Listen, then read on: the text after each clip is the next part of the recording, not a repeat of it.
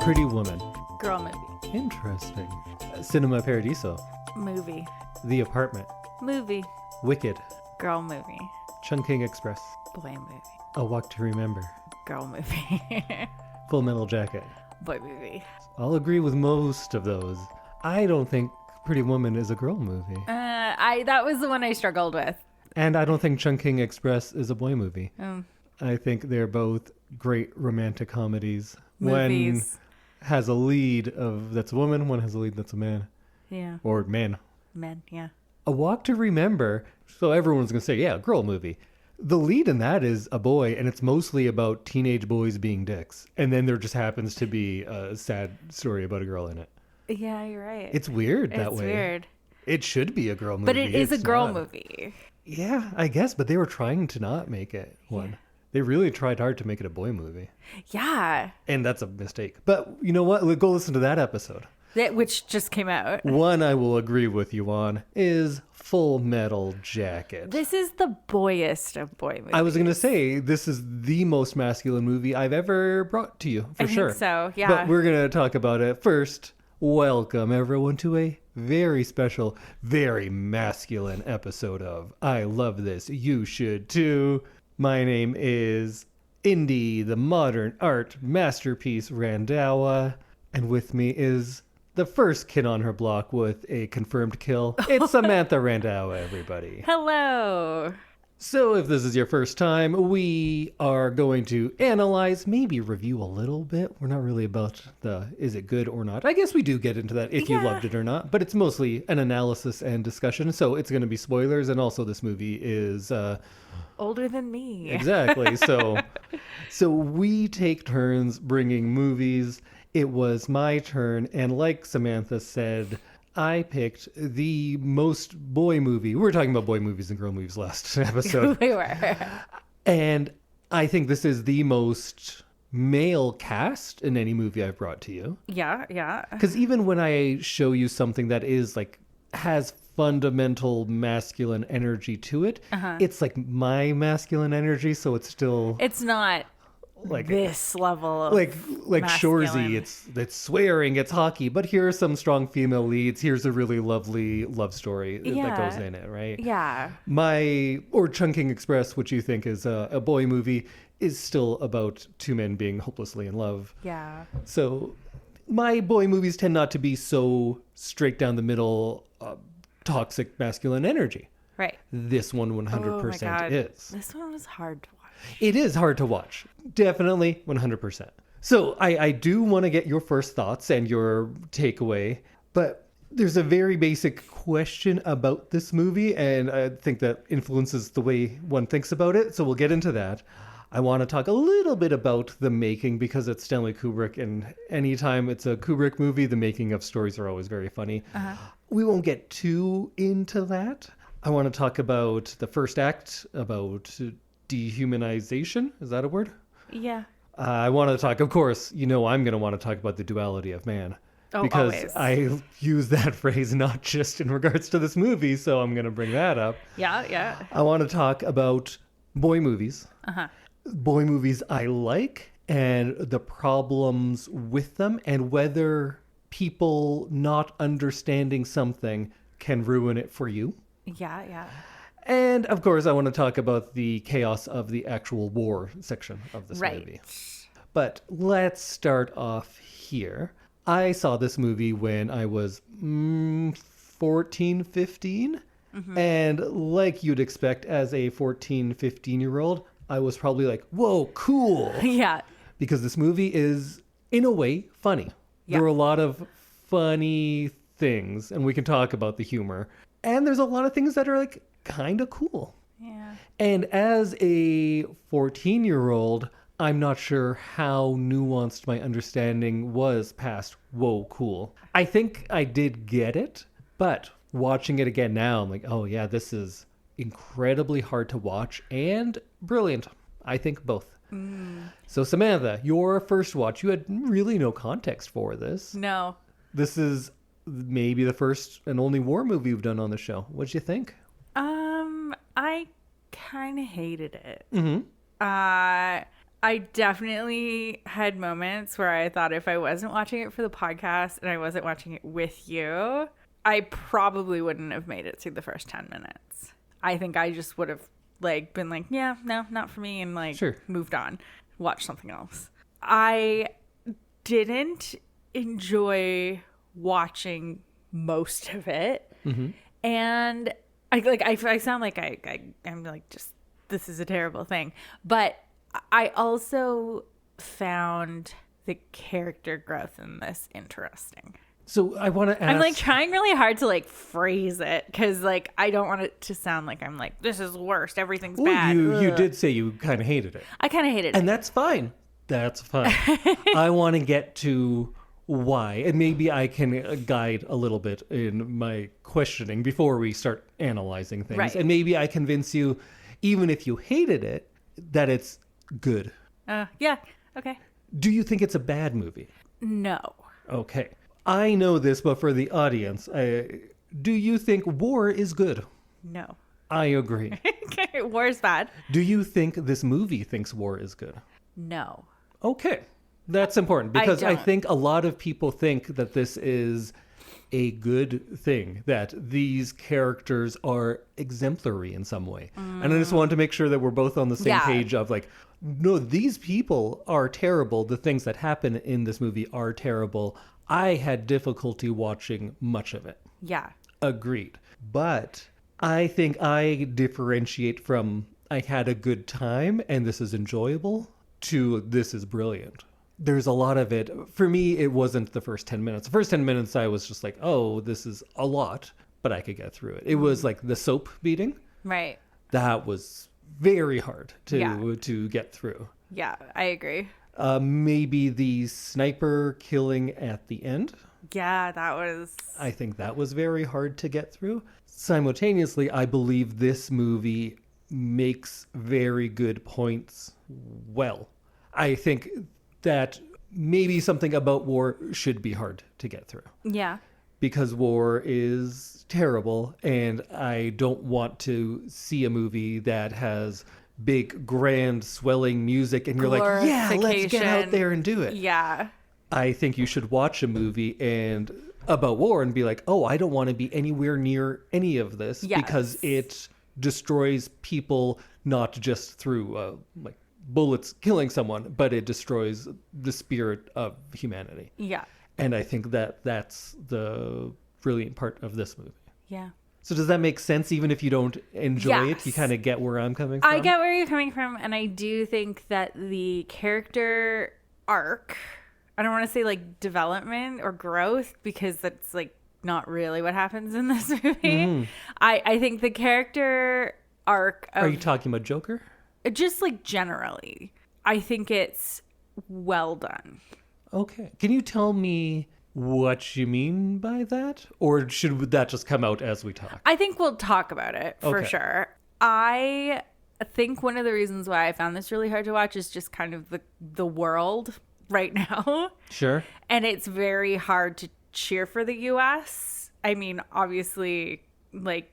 I don't think this movie wants you to. No. But I mean, like, in the beginning when they're like, I love the Marines, I love the US, everything is like USA. I found that very hard to watch. And not even just a like, he's yelling at them, he's belittling them. It was the like pro-USA part of that I found very hard to watch. And it's off-putting. Yes. And I think that's... So it's tough because you say like, this was terrible because of this. And I go, yeah, exactly. Yes. That's exactly what they were trying to do, I think. I get that. Yeah. I can see what you're saying about like... This is going to be a weird movie because you're going to be talking about this was terrible for ABC. And I just go, yes, isn't that clever? Yeah. So, like, I'm not saying, like, I'm not here to just, like, shit on this movie nonstop. I can see the things that you like about it. And I will try to articulate that. But it was a very hard movie to watch, and I think left to my own devices. And if I had been watching this by myself, why would I have turned this on by myself? But understandable. I don't think it would have. Yeah. I think what it's going to be about is the difference between enjoyable and good. Mm-hmm. Like maybe you're like, yeah, this is good, and maybe it's important. I never want to see it again. Yeah, I really don't. I can firmly say that already. I know you don't have the full list in front of you. Do you think this is the movie that I showed you that you hated the most? I think so. Because I think the other ones that were in the running, one was I'm a Cyborg and That's Okay, which I found shocking because that's like a very fun love story. And The Lighthouse. Oh, The Lighthouse. But at the end, you actually you didn't hate The Lighthouse, though. You're just like, oh, no, this is, I think, the first time I've come here and been like, I hated this. Yeah. And I did not enjoy watching it. Mm-hmm. So I think this is it. Wow. This is the one. And this was the time where, in the pre-episode, I said, I don't think you're going to like this one. Yeah. I don't think I brought one before maybe The Lighthouse. We went in knowing that, like, yeah, this isn't going to be for you. Yeah. And it very much was not for me. No, but... duality of man. We contain all of this. Multitudes. Yeah. Uh-huh. I love Pretty Woman. I love Full Metal Jacket. You love Full Metal Jacket. I do like Pretty Woman more, though. That's good to hear.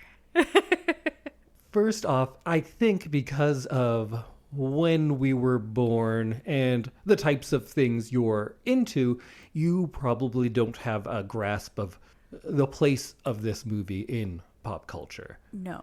Because this movie is iconic. Right. And I use that word, I know everyone uses it for everything, but very specifically. It's hard to appreciate now how influential it was, because I'm only 4 years older than you, but you could quote lines from this and elementary kids would know what you were talking about. Mm. They wouldn't necessarily know the movie, but they would know lines. It oddly permeated culture. You have like Toy Story makes reference to this movie. Arlie Ermey's in Toy Story playing the same role. And I think you might be too late, but it's weird to think about how big of a deal, not necessarily to be a fan of this movie, but and to say it was your favorite, but the influence this movie had on a lot of things. The quoting of it specifically. Mm-hmm. The lines are, I'm going to use the word funny, but like with quotes in it for this entire movie, because it's funny and terrible in that humor, but there's a lot of really funny type things in this that people latched onto. Mm-hmm. This was the last movie that Kubrick released in his lifetime. Really? Yeah, so he had one more, Eyes Wide Shut, came out, but it came out after he had passed already. He shot it, but then died. I didn't realize that he died like that then, I guess. I thought he was around longer. He was making movies in the 50s. Okay. I think I just didn't know the the time frame. Because the only thing you've seen so far is The Shining. This is his next movie after that. So he is not exactly prolific. He takes a lot of time between movies. Okay. Because it went Shining in 80, it was released, but it was shooting in the late 70s. This came out in 87. And then Eyes Wide Shut, it's in the late 90s? Did you wait that long between movies? Huh, maybe. I feel like Eyes Wide Shut might have been in 99 even. Either way, those were his last few, and people often like to say that Stanley Kubrick made the best film in each genre. Like you could say that 2001's the best sci-fi movie, The Shining's the best horror movie, Full Metal Jacket's the best war movie, or Doctor Strangelove, or Paths of Glory. But if you look at, he actually has more war movies. They're very different takes on war, just as this one, half of it, there's no fighting. It's all boot camp. And Doctor Strangelove is about like the politics behind it. And they all tend to be very, in my mind, very anti-war. Right. People will watch this exact same movie and say this is very pro-war. I think that's crazy. But you know what? I can't tell people how to interpret movies. Although I'm going to try throughout this episode probably. Okay. So let's get started. Let's start off in boot camp. Yes. So you hated it instantly because of the yelling, I'm guessing? Yeah. Mm-hmm. You know I don't love yelling. No, not many people do. Which is funny because I coached a sport with lots of yelling. You yell. You like to yell. I can yell. You just don't like yelling at you, No, I don't like when people yell at me. which is good because the loudest I ever talk is during this podcast. It's true.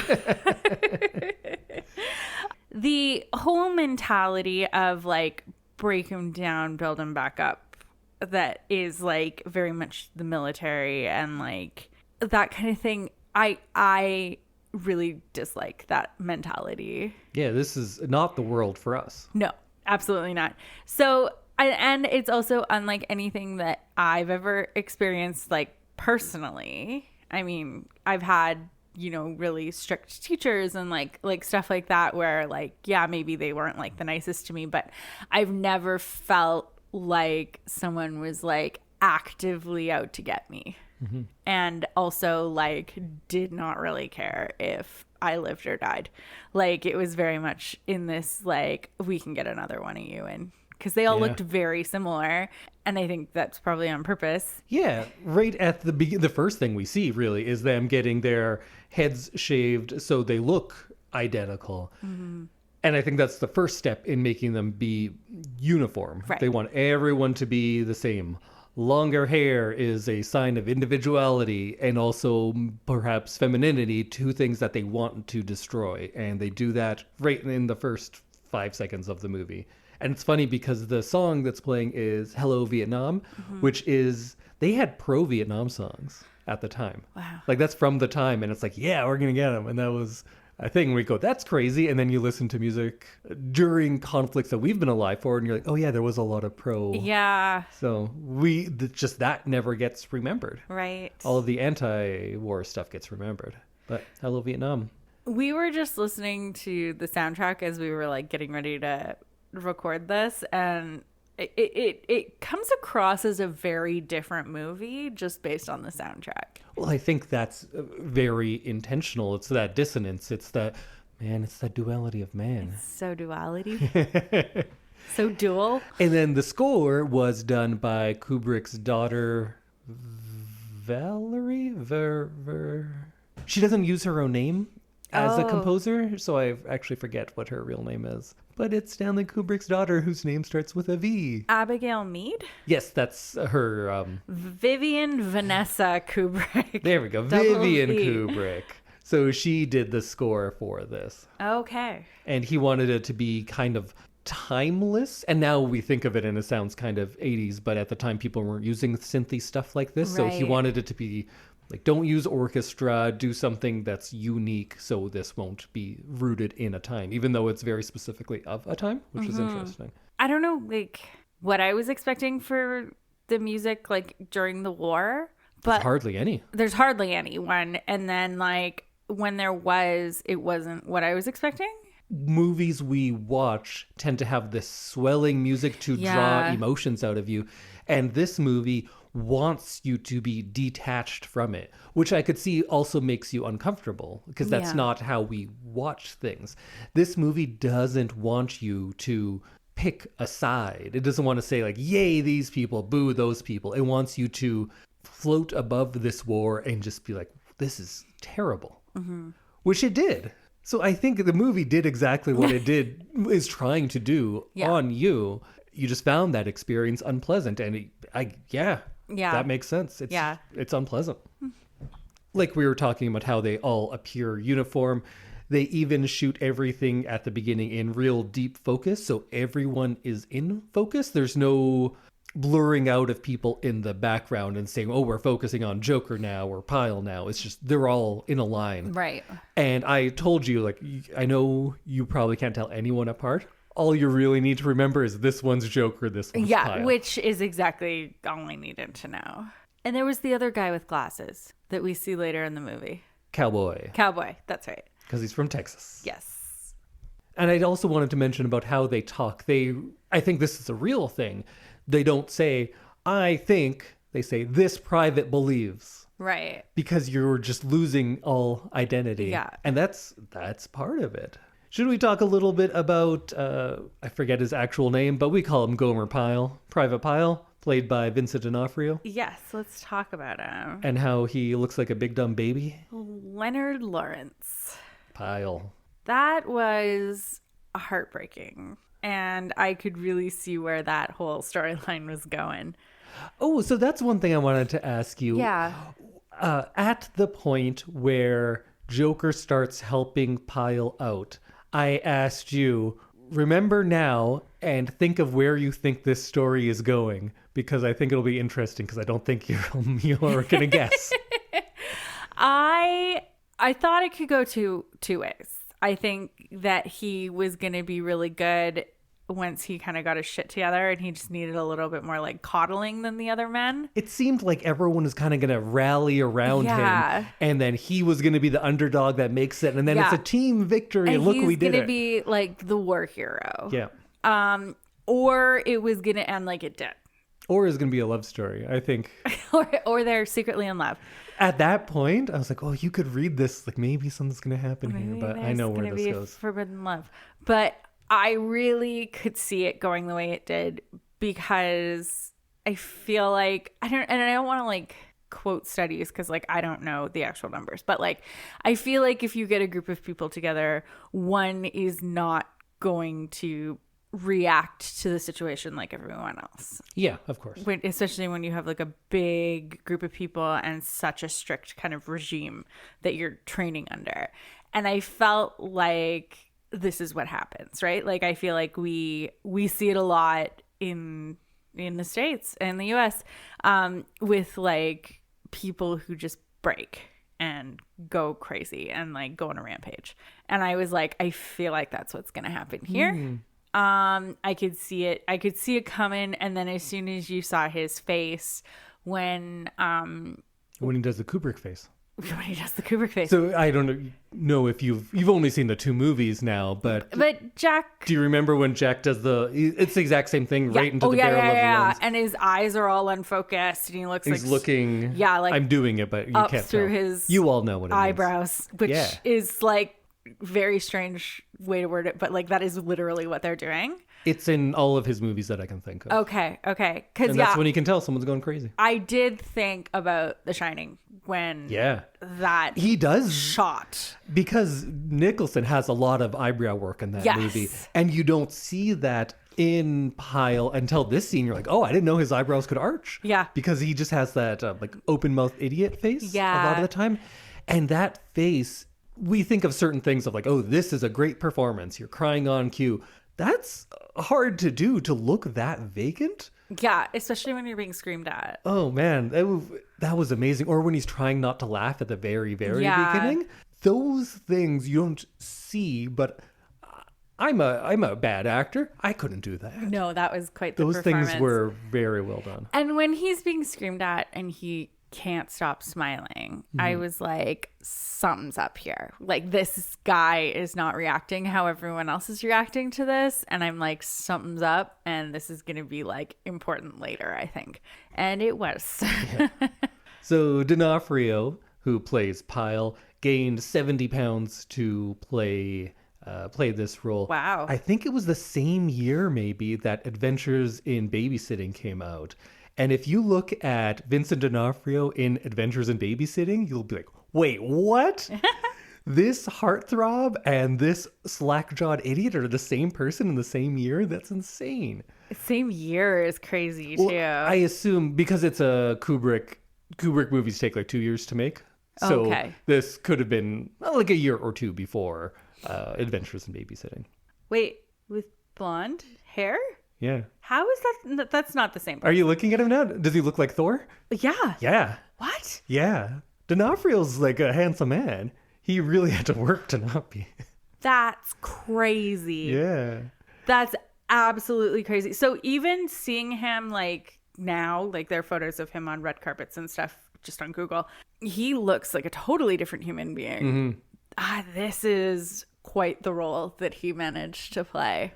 He was talking about how when he was just out living in the world with his head shaved and looking how he did, people would stop and explain things to him super slow because they thought like, oh, this guy's not all here. Oh my God. Just had that energy about him, I guess.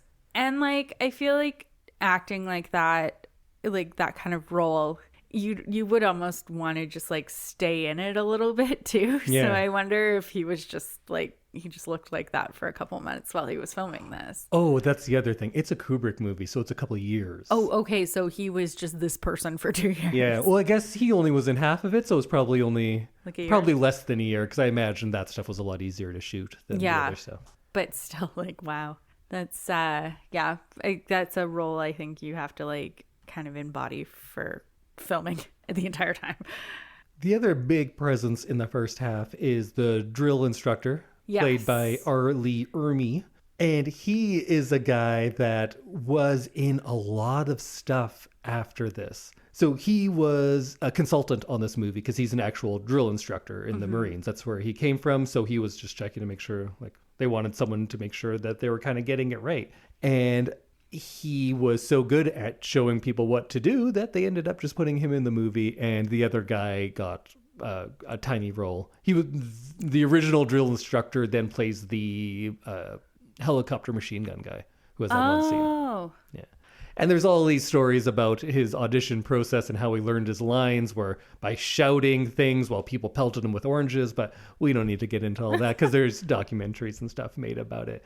But he went on to essentially have a career playing this character, or he would just show up and shorthand, like, oh, I know what this means because it's R. Lee Ermey. He was known, and I'm assuming you had no idea who he was. He was very good, and it actually doesn't surprise me that he just was this in real life. Because I feel like actors wouldn't have the experience in order to, like, become that, right? Like, I feel like a lot of actors, and I don't know what was going on in the 80s. Maybe all the actors did know about the Army, but this was just like, no, this guy was just that. Yeah. And he's kind of unique in Kubrick movies because Kubrick notoriously wants like 50, 60 takes of things. That's how he works. And Ermey would do things in 2 or 3 takes and he'd be like, yeah, that's good. Because he was just so precise and doing things exactly the same way each time.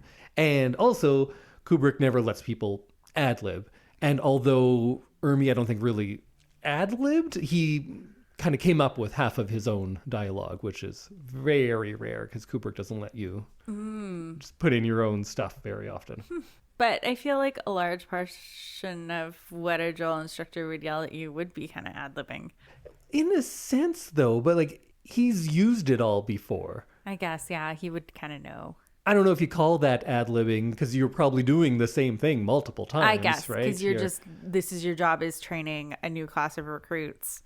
It's like saying, does a cashier or whatever ad-lib each time? I guess, but they're kind of just doing the same thing over and over again. It's true. So I guess it's whatever you want to call it. You want to call it ad-libbing or writing it down. But we probably have to go now to the more disturbing stuff, and starting off with I think it's referred to as the blanket party.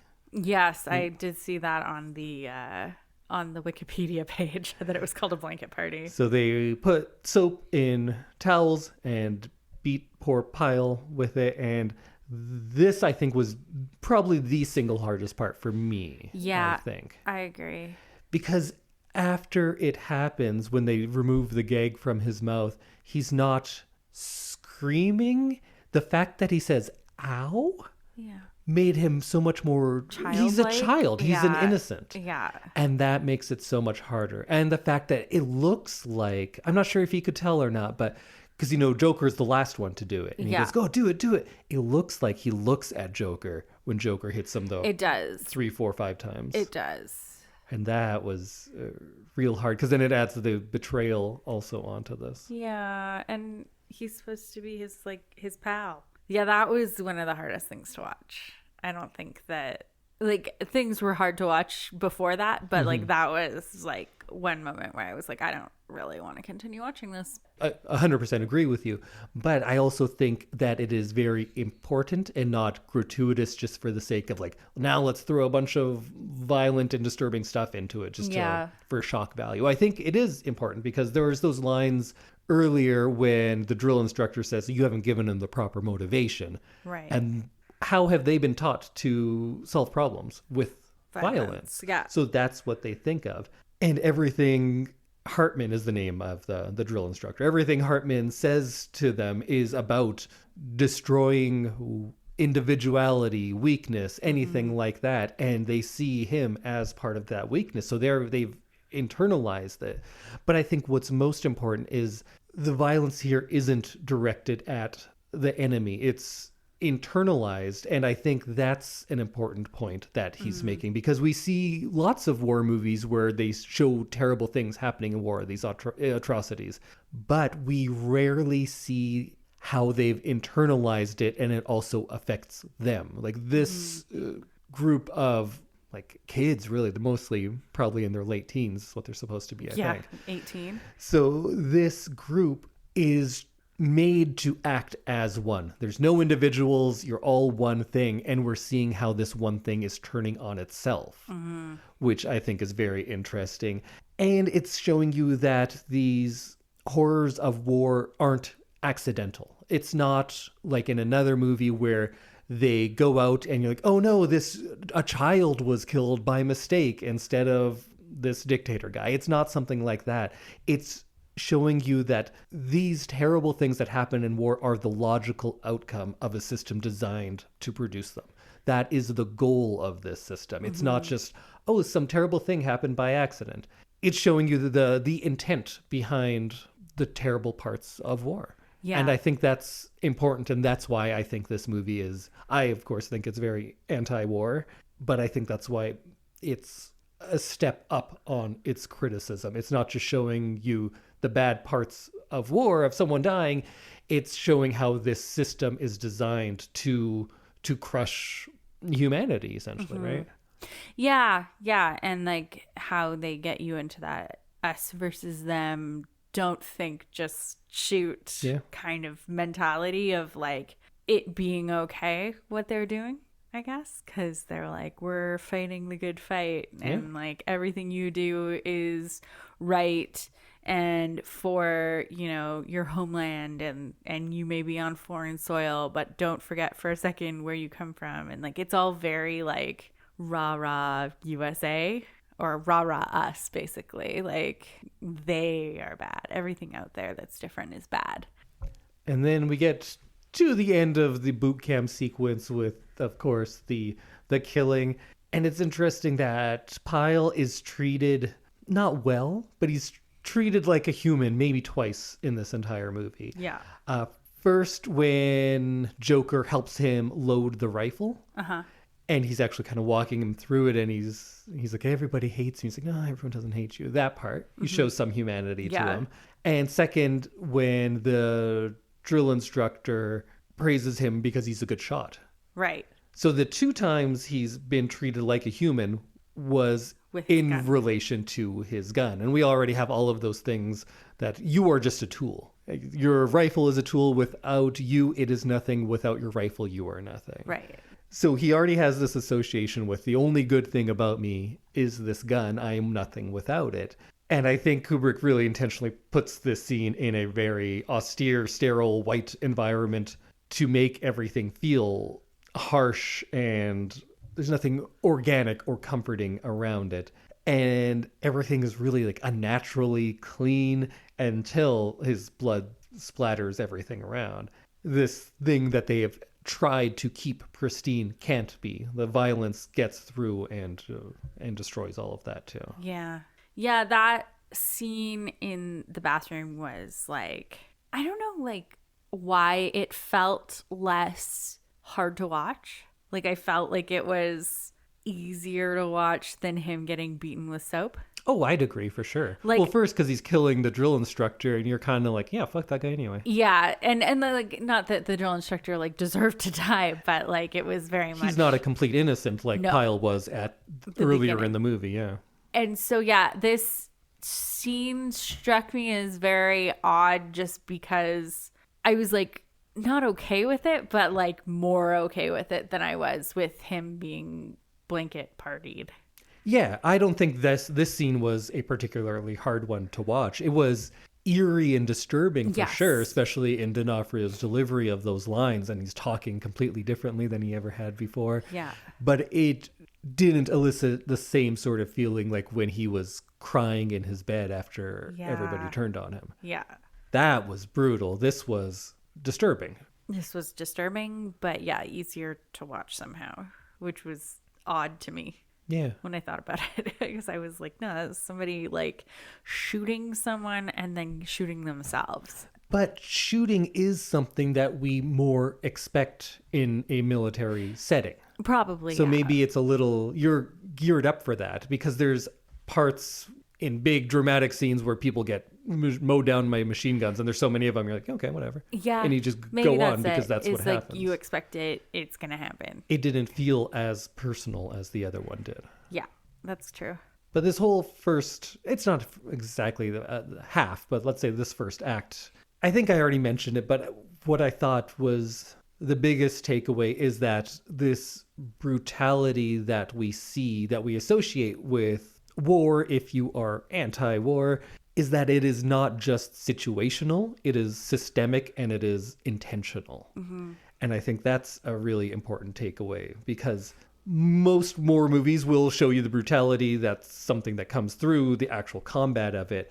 But here, Kubrick's showing you that this brutality is created. Here's how we create it. And it's created before they not pick up a gun because they all have guns right at the beginning, but before they get to any sort of battlefield. Right.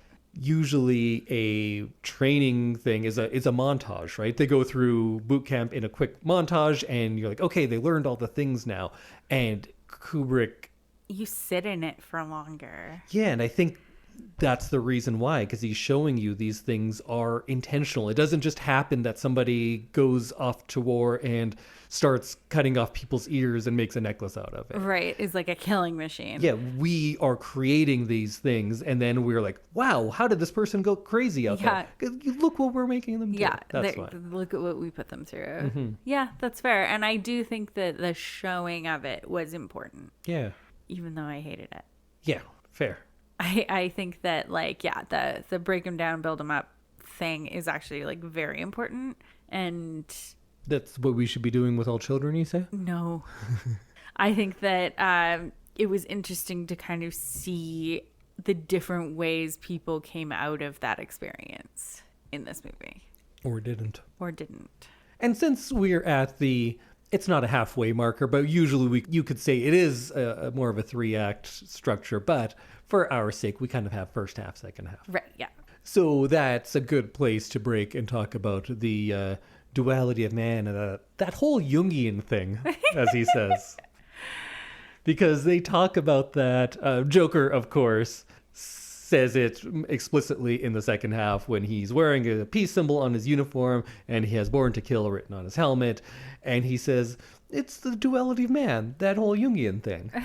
And I think that, although it's said as kind of a throwaway joke, I think that is actually getting to the heart of what this movie is about. That type of contradiction is one of, if not the central... I try to say things and not make them sound flowery and like I'm a first-year film student writing it, but I couldn't think of a way to not say is like the central fulcrum of the tension. But that sounds so dumb. But anyways, that's what it is. That the soldiers have to reconcile, specifically Joker, his own morality with the necessity of killing. Right. And of course, Pyle was unable to reconcile those things in his mind. But it's that's a whole nother thing, I guess, too. I think Kubrick did at one point say that it's not a movie about good versus evil. This is a movie about good and evil in the same person. And I think that's much more interesting. Uh-huh. And the film structure kind of reflects that duality, with the first half is controlled. Everything is very symmetrical, even on the screen. It's very ritualistic and ordered. And then the second half is chaotic. It's fragmented in the sense of it doesn't really have a great story structure. Yeah. And I'm not even using that as a criticism because I think that's intentional, that it's just showing this happens and then this happens and then this happens.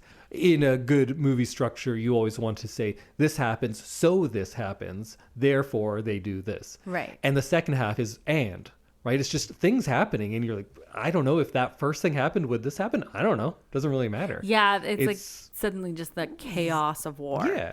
And I think that is intentional. He's kind of showing you that war doesn't eliminate this contradiction, this duality of man. It amplifies it and it brings it to the surface, and it makes it all the more important because it's now a life and death situation.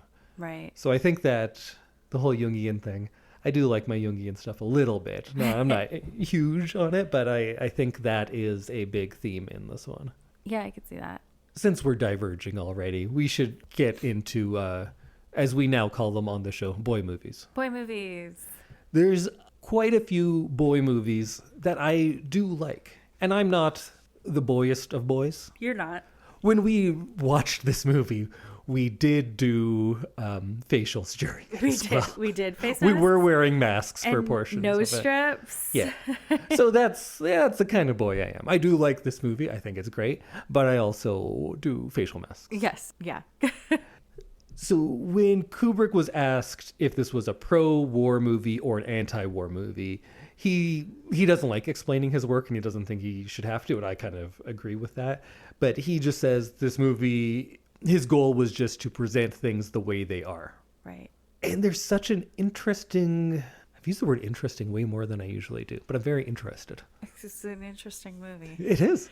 There's such an interesting division that someone could think that this is a pro-war movie. Well, I feel like for the 10 minutes I was on dating apps, I feel like you'd see guys who'd be like, favorite movie, Full Metal Jacket. And I'm like, let me stay away from them. So true. And here's why that hurts me. Oh. Because I don't want to say, like, some of my favorite movies? American Psycho. Uh-huh. Taxi Driver. You haven't seen them yet, but when you see them, you'll be like, oh, total boy movies. Mm-hmm. And they have a lot of...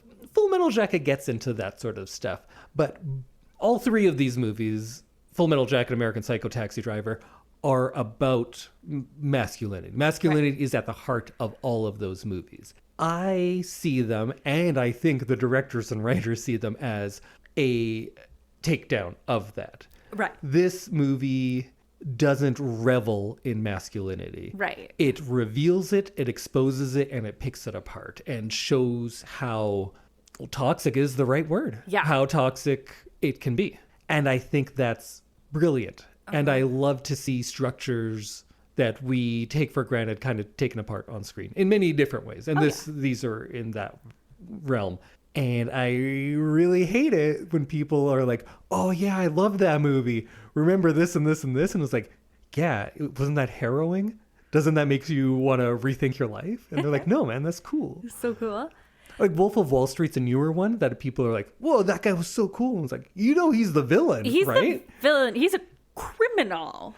And it's like different when it's Darth Vader, because then you're in like fantasy realm, space, and you can be like, right? whoa, he's so cool. Like, well, yeah, the suit's pretty cool. He has a big red lightsaber. That's pretty cool. And there's a redemption arc, and there's backstory now. So, but it's different for Patrick Bateman and for Joker and for Travis Bickle. They're not to be idolized, and it bothers me that I can't just say like, these movies are great because, and then I have to explain like, no, I get it. I get that this is a satire. And I know that your least favorite question of mine is this a satire? Is when you're watching something and I'm like, is this a satire? And it's only been like twice that I was right, that it was in fact a satire. It's true, yeah. But so I will follow up my statement with, usually there's a photo of their truck and then also a photo where they're holding a fish. True. So those are like three things that I'm like probably going to say no to. I think that, you know what, there's lots of men out there, I'm sure, who like understand Full Metal Jacket and American Psycho and the other one that you said.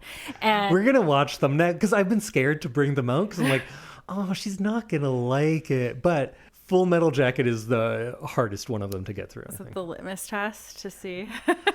I don't know. They're all real tough, but also like very funny. And you're like, well, you shouldn't be laughing though. Yeah. Anyway, so yeah, I just like, I understand where you're coming from. And I also understand how you're like, well, yeah, I don't want to say they're my favorite because generally the people who like shout it from the rooftops do not get the movie. And like I was saying, Kubrick himself said, like, oh, I'm not going to talk about if it's pro or anti, but how do you watch this and be like, oh, this is a pro-war movie? Yeah. It's great how these men turned out. You can't. I don't understand how you get that read on this. But then also, the idea to be pro-war is also crazy to me. Yeah. Because when you're like, oh, is this anti-war or pro-war? I'm like, who's pro-war? Right. I get, like, you can be like, we should defend our land. Sure, there's a sliding scale there. I think people slide way too far, but that is an argument. But to just come out and say, like, I'm for war?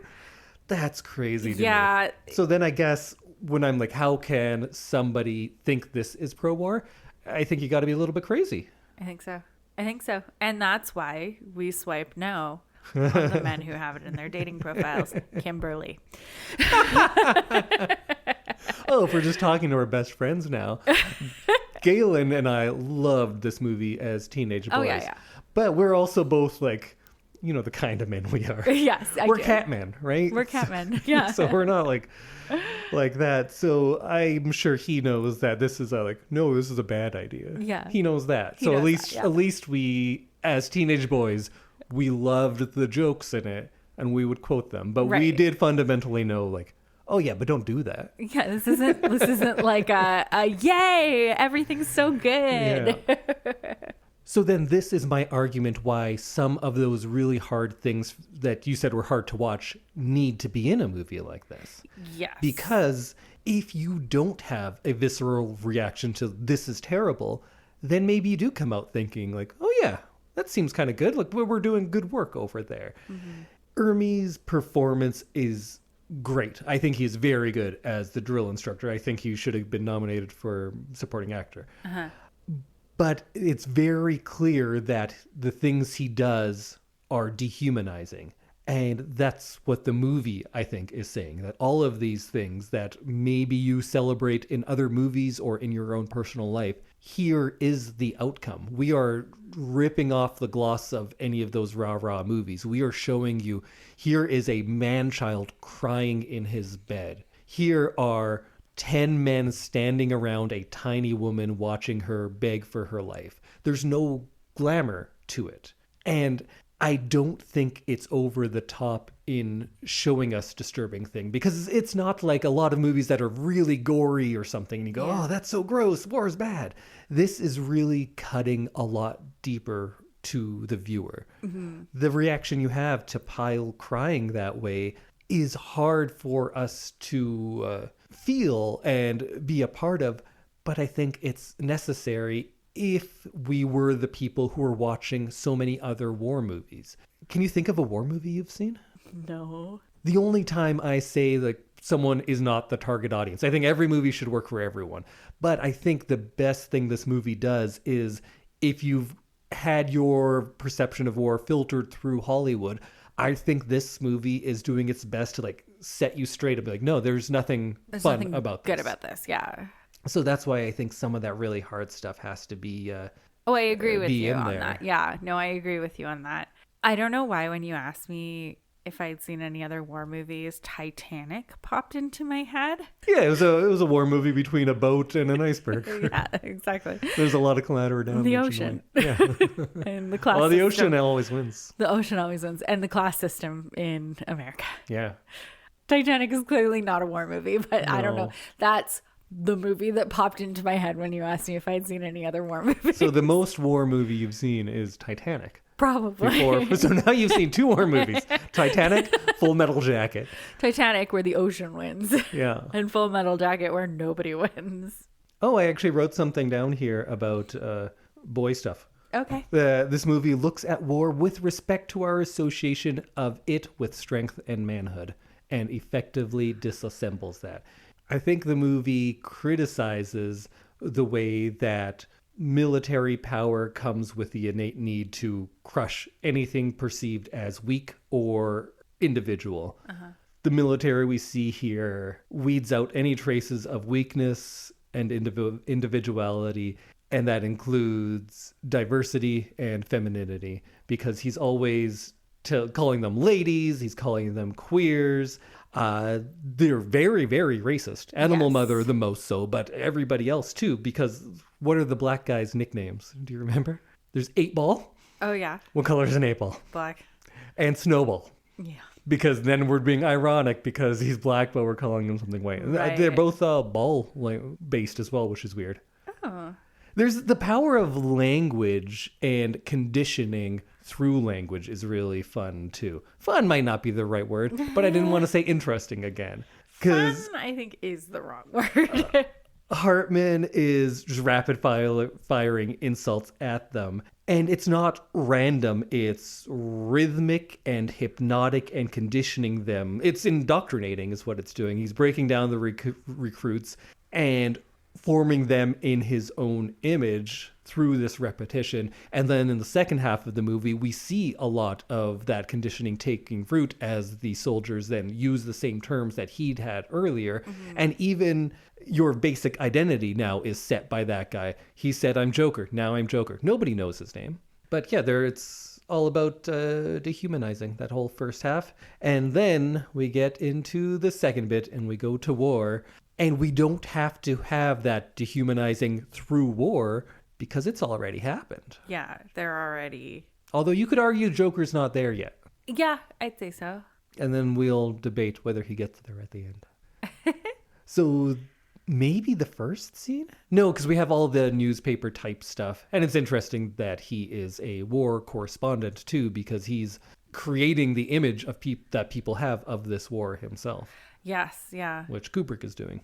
I think it's interesting that was even a job path after going through the Marines. I mean, I guess you have to go to basic training and stuff for like any job that you get, even if you're like a doctor. But like, it was interesting that that's the job that he got because he didn't seem like he was bad at any of the war stuff that he ended up doing. Well, I think he applied for that. Did he? I thought so. I don't know how Army. You know what? I don't either. I don't know how the Marines work. Sorry. Oh, yeah. You're going to make people angry. I know. I knew that as soon as I said it. Just watching. We're not war people. We don't know this stuff. I have a cousin who's in the Army, and that's really where all my knowledge comes from. Everyone I know who was in the military has nothing good to say about it. So yeah, that's what I've heard too. It was interesting to see a job that wasn't just point and shoot in a movie like this. Mm-hmm. I mean, like, obviously I knew that there was like war correspondence and like that was like a thing, and that there's administrative roles and there's like medical roles and there's like lots of different roles you can take in the military. But like, I found it interesting that this was an inclusion in this movie, and I thought that it actually like worked well for the plot. And to kind of see him approaching this from like not a humanitarian side, but like more of a like an outside view, giving an outside view. Does that make any sense? Like, yeah, I think he is, like we mentioned, the whole duality of man thing. I think he is right down the middle, and the movie is kind of fighting for him of which way he's going to go. And he, I'd say, maybe doesn't make a choice, or the movie doesn't make a choice on him until the very second last scene. Yeah. Yeah, I think so. And I think that you kind of see it in him in the first half of him taking Pyle under his arm or under his wing and like helping him. And then he's like a little bit more like, not soft, but like a little bit more like... He's a human. He's a human, yeah. But then he beats him with soap. Yeah. Duality of man. Yeah, well, man. And then in the second part, you can see him actually wanting to like get the story and like tell stories of like what's happening and like not just do the propaganda thing, it seems like, mostly.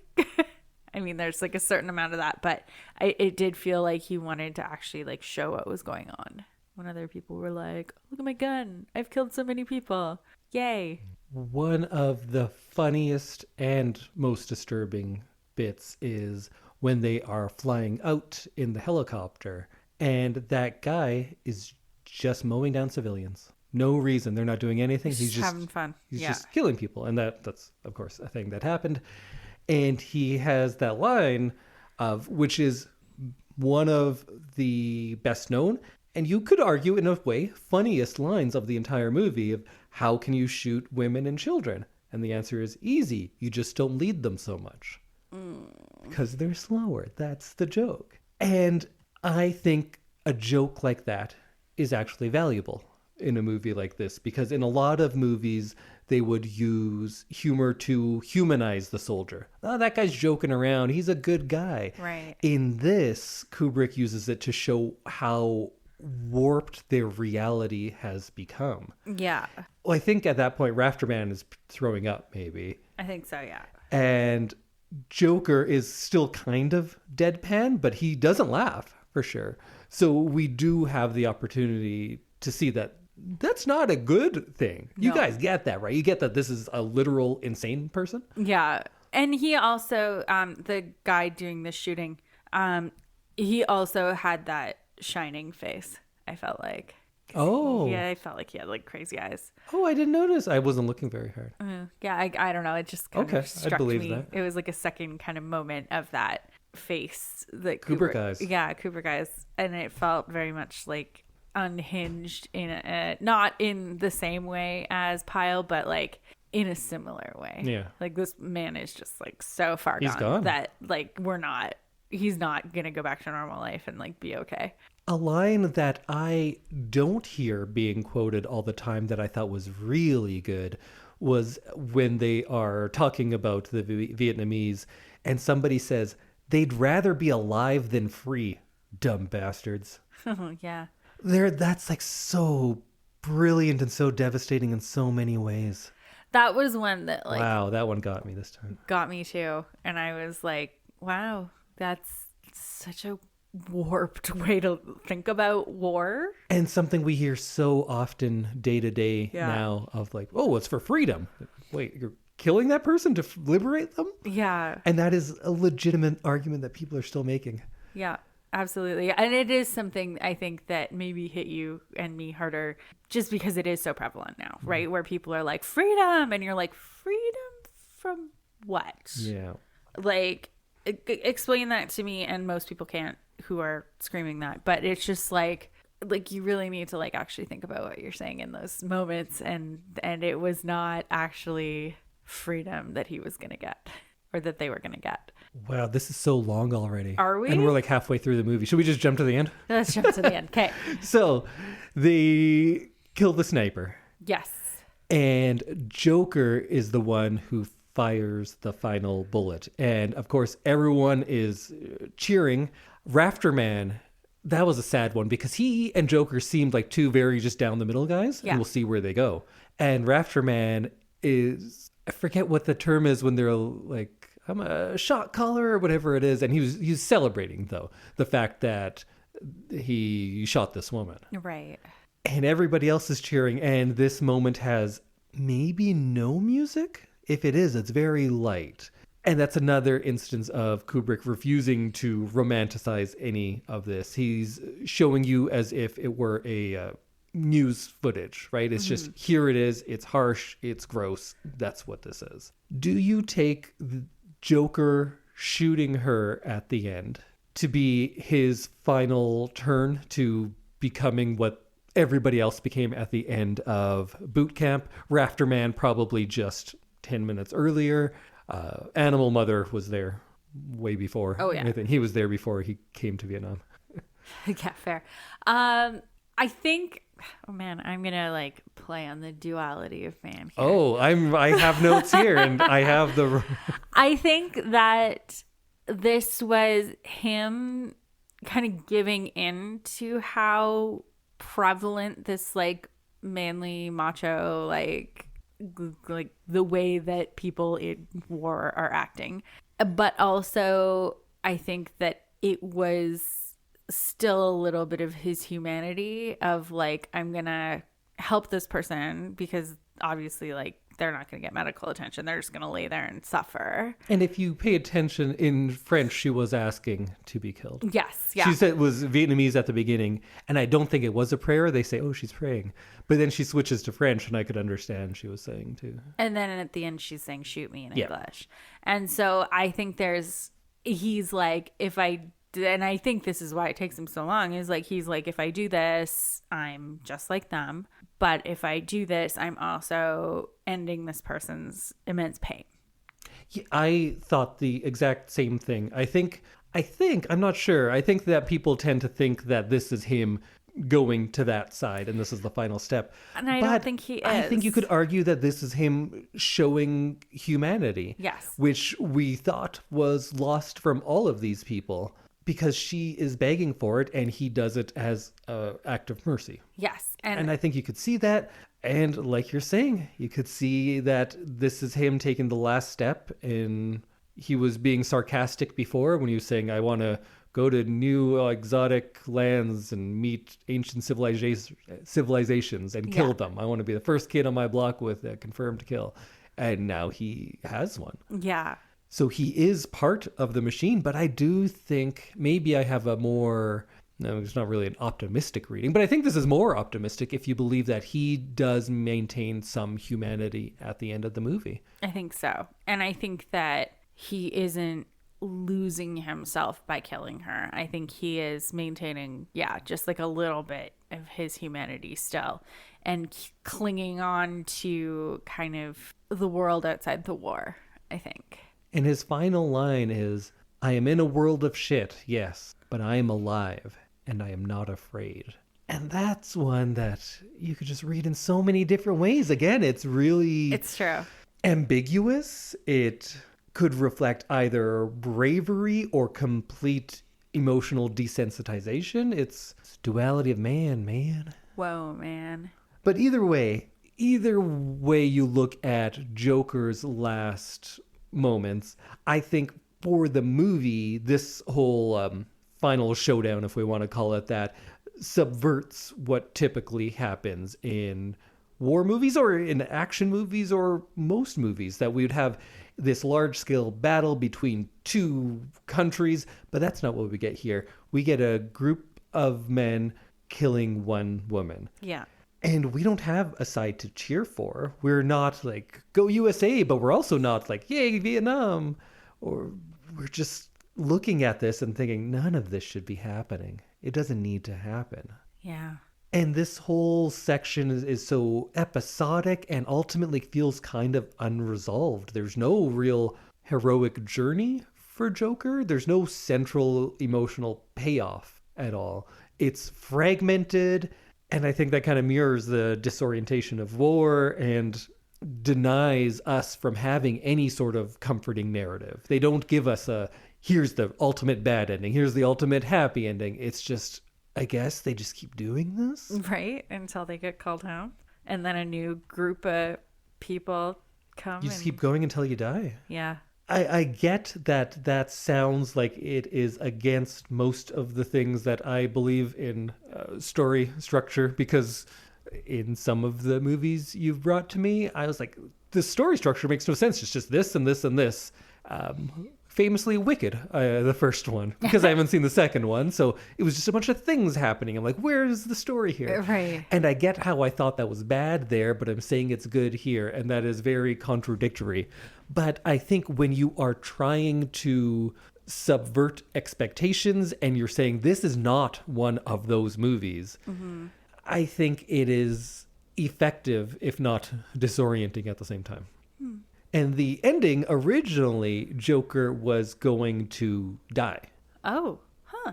So Kubrick, as fastidious he is about certain things, how everything needs to be perfect. Like, he bought a whole fake forest, because they shot all of this in London. He doesn't go anywhere.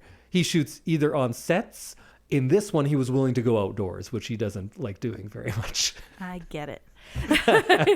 He likes everything to be within like a 20-minute drive from his house. And in a very controlled environment, it sounds like. Yeah. Yeah, that's how he works. So he shot this in London. And although, I was saying they brought a whole forest of fake trees, and it arrived. He's like, nah, I don't like it. Get rid of them. And they just did. And then he got like real palm trees flown into like, so he's very particular about certain things. But he was constantly talking about, like, I don't know about the ending of this movie. I'm not sure what we should do. And he would also get into like, not fights, but he gets into arguments with his actors a lot. And it is part of the process. It's not like, oh, everything's ruined now because they're fighting. That's just kind of how he works. He's not the nicest guy from a lot of stories I hear. But people are willing to put up with a lot of his garbage because they believed, and I kind of do too, that he's kind of a genius and good at his job. So during one argument, Matthew Modine plays Joker. We never even mentioned that. But he plays Private Joker and I think ends up Sergeant Joker. I'm not good at recognizing the little... But either way. Yes, I was about to say epithets, but that's epaulets. That's something also that was in this movie. Oh. So Modine says like Joker should live, and his argument was that he saw two people die in training. The only guy he knew going into the war dies in his arms. He killed what looks like a teenage girl with his own hands. And he should live because living with those experiences is worse than dying. And that's the real horror of war. Yeah. And Kubrick was like, yeah, okay, done. Wow. And that's what they did. I just like think about the people who came home from this experience, like in real life. Well, let's watch Rambo next. Oh, okay. Yeah, that's another one. I don't think you know what Rambo is. I don't. Because we think... Is it about a dog? Oh, wow. Yeah, that's not what I thought you were going to do. No, Rambo's the Sylvester Stallone. Oh. I was going to say, because everyone thinks it's this movie about a soldier who's real tough and kills people. And Rambo is about a man who came back from Vietnam and is fundamentally broken and is trying to get his life on track. Oh. It's actually a much better movie than I think people realize. You know what? It's a total boy movie that's misunderstood. Huh. Okay. It's very sad. Another little quick bit about Modine and how crazy it is working with Kubrick. So Modine and his partner got engaged, got married, got pregnant, and had their child all during the production of this movie. Oh, wow. That's how long it ran. A lot of things. And even though it ran for like 2 years, it was still like $15 million. Which, what are you guys doing with your $200 million movies that look like garbage now? See, that's the thing. It's like, this had a pyrotechnics budget. Yeah. That rivals Marvel movies. They don't have a pyrotechnics budget. They have a CG budget. Yes. This had fire in it. I guess, yeah. This is like actual fire. And I think that helped this movie. I couldn't imagine this movie being, made now. But, like, I think that just the realness of how, like, you'd see a scene from one side and then you'd see it from another side. And then you'd come back to that first view and you're like, oh, that thing is still on fire. And it is, like, very clearly just burning. And I think full of toxic chemicals. All that stuff was being condemned because it was full of toxic stuff. It was full of asbestos. Yeah, I was going to say they're probably just burning asbestos. No, they actually were. Oh wow! Okay. Yeah, that's known. And these people were all just in it, just breathing it. But for the duality of man within Stanley Kubrick, Modine's wife was going to have a emergency C-section, and he didn't have any scenes that day. So he's like, all right, I'm out of here. My wife's going to go have a baby. Bye. And Kubrick said, no, you can't leave. So Modine said, okay, well, I'm going to cut myself open so I will be taken to the hospital because I'm going now. And eventually he says, fine, leave, but you better come here immediately after it's done. It's done being, your wife has a child. Your first child's being born. The same time, not the same day, but during production also, once a couple of rabbits were accidentally killed. Oh. And Stanley Kubrick got so upset that he canceled the full day and said, everyone go home. What? Because he was so disturbed that these rabbits were killed. Oh, that's sad. He's such a weird guy that He's way. A very weird guy. And then there's a lot of stories people tell about him that make him sound weird that were all made up. But you see why they do that, because he was kind of weird too. Yeah. And so many people went through all of this because they're like, this is so hard to work with this guy, but it's so worth it. Mm-hmm. And almost everyone says, yeah, it was worth it in the end. It was terrible. I hated all of it, but it was worth it. So I don't know. They loved it. Should we just wrap it up? Let's wrap it up. What else? So you didn't enjoy watching this, which makes perfect sense. Do you think this is a good movie? I think it's an interesting movie. Do you think it's a good movie? I guess, yeah. I think that it has good themes. I think that the characters in it are good. I think that the cinematography is good. I don't know that, like, as a whole, I can describe this as a good movie. Can you tell what stops you from thinking that? Is it because enjoyability and quality are kind of linked? Yes. It's just not enjoyable to watch. I think because I just hated watching it, Yeah. that I'm having a very hard time separating that feeling from the movie itself. And maybe that just comes from the fact that, like, I don't analyze movies like you do. I feel like I'm not able to kind of like take a step back and like critique it. I'm still like very much in it. And I think we are fundamentally different. Well, of course, in so many ways, but in that I feel like we need to feel things more. Right. I really dislike, I'm not going to go on a whole thing about what our phones do to us and stuff, but Yeah. I feel like we are separated from hard things too much. And I think we should be right there. I think if you are going to eat meat, you should see how the sausage is made, Yeah. so to speak, and literally, because I think that we should be made to deal with things more. I think our entire lives are made to insulate us from unpleasant parts. Yes. I think people need to be uncomfortable in order to learn. Yes. And I think that's what this movie does, and I think that's very valuable. Yes.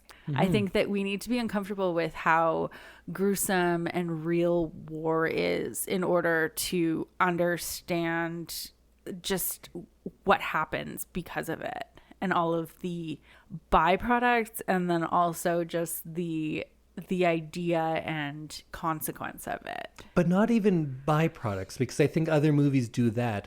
This is saying that that is the intent. That's what we are trying to do here. And why, or do we think that's great? Yeah. I have 2 more pages of notes, but you know what? I think I kind of talked about all of it at some point. So, Full Metal Jacket, I think misunderstood.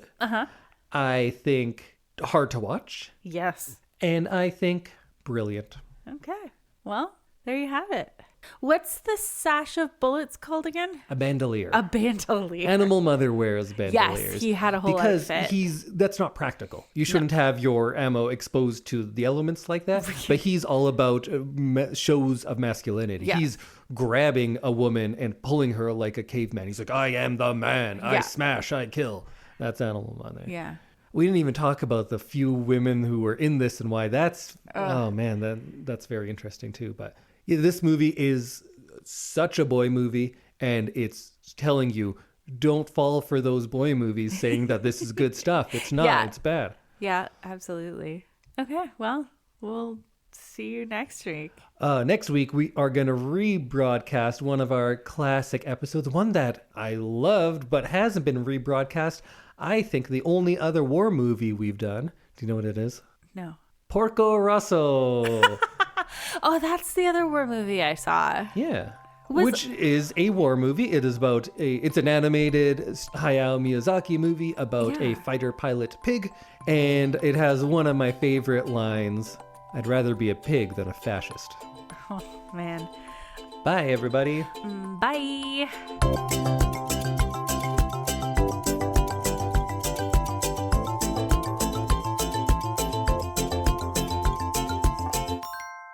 Samantha, let me see your war face.